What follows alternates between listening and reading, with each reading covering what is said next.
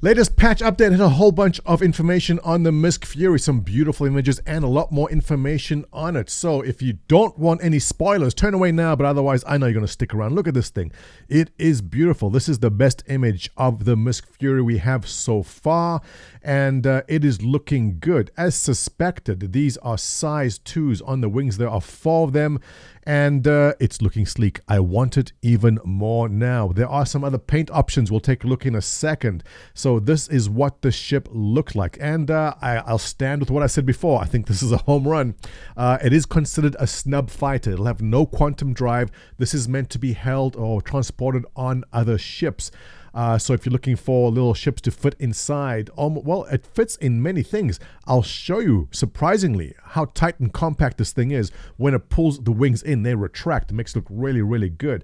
So this coming to us from Reddit user You French Tea Girl, who posted this and pulled it off, I assume, the game files in the latest patch, with a wealth more information to come with it. And we could take a closer look there. You can see how tiny and compact that is. You see the pilot seat over there. It is really small. This will fit in a lot of different ships. So if you have this fantasy of having some kind of pocket carrier to carry things around, this is it. And also, it'll fit in your Caterpillar. You can fit multiple of these in your Caterpillar. I can see some very interesting and emergent gameplay coming in the months after this comes out. When will this come out, by the way? Is this going to be flight ready? I mean, it looks from the outside pretty ready. I'll be fairly surprised if this is flight ready at Invictus. We'll see what happens with that. But let's go forward and take a look, courtesy of spviewer.eu, at the 2 variants. We have the Mirai Fury, which is what we saw, and is also the missile boat variant, the Fury MX. Starting with the standard one, we can see that it has 1,600 DPS from the 4 size 2s. This puts it roughly in line with the Arrow. It's about 100 DPS less than the Arrow with a similar layout. And if this ship is more maneuverable and faster, this might be a bit of a meta for the PvPers in the game, but it doesn't have a quantum drive, so you have to drop the ship off if you actually want to do some combat in it, or has to be aboard a larger ship to do that. So looking at the Fury here, we have 1,600 DPS and we have 9,515 DPS in missiles.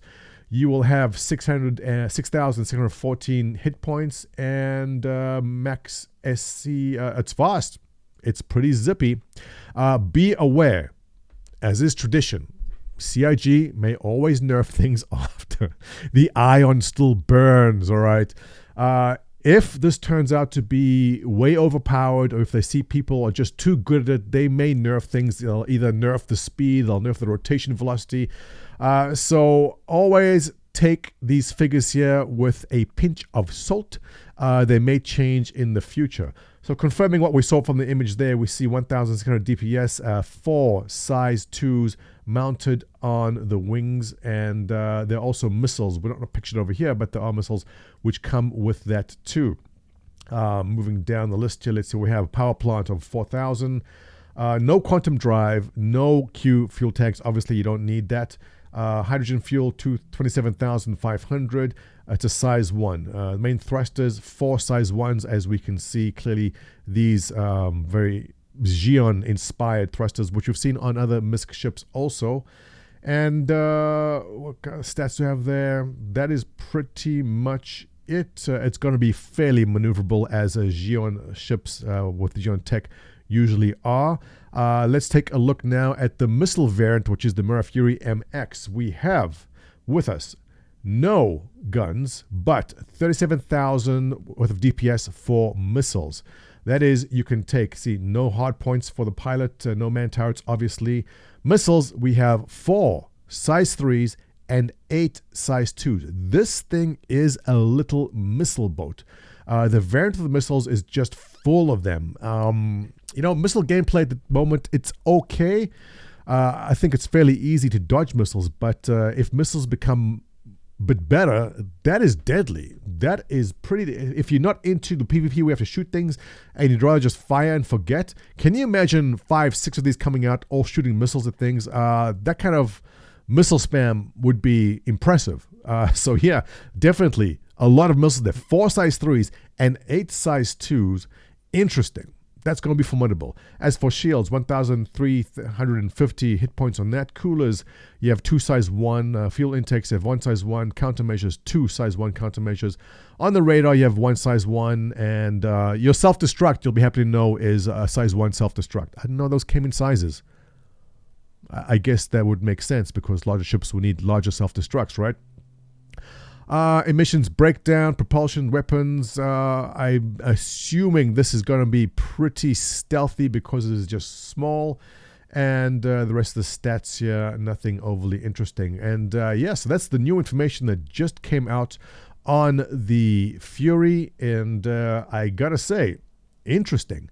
It doesn't end there. Hopping onto my forums, I saw a post by Bricktoria, who also showed us the Fury paints. So these are the paint jobs we can expect. So CIG, I'm curious as to why whenever you put a yellow paint job in, it's always distressed, broken down, falling apart, pretty crappy. Why? Same with the Stinger armor. Why you do this to me? They know I like my yellow paints, so they stick in the yellow paints, but it's always like destroyed yellow paints.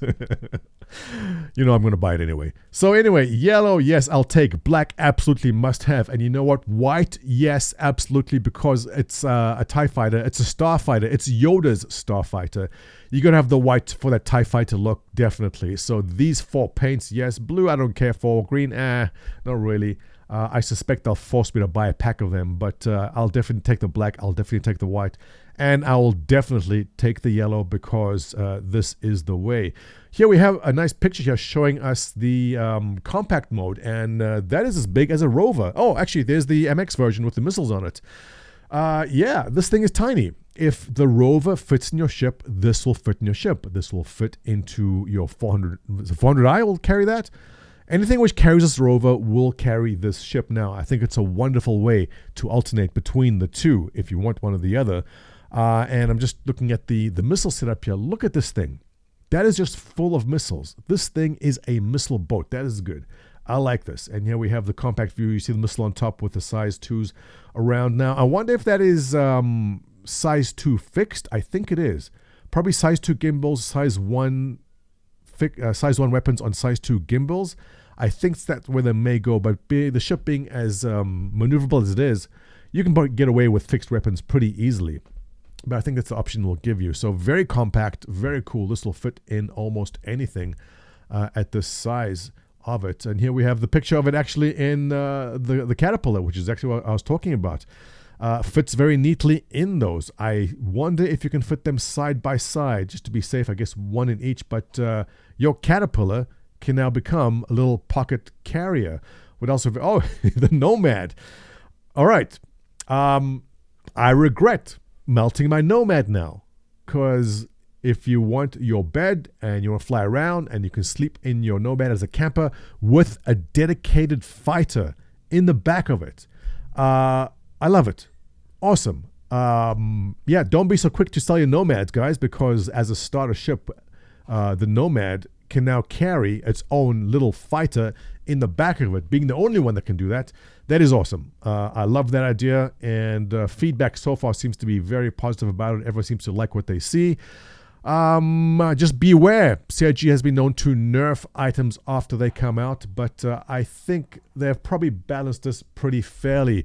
Now you're up to date. You know everything there is. The only thing left for us to ponder is the price. Around $80 to $100, I would say, is fair. Anything over that, considering it's an alien tech ship, they slap on alien tax. I will not be horribly surprised in the $120 to $140 range. 100, yes. $80, absolutely yes. We'll see soon enough in approximately 7 days from now. You're up to date, guys. If you enjoy my content, you know what to do. Give me a thumbs up, subscribe, your comments below. I'll catch you in the next one.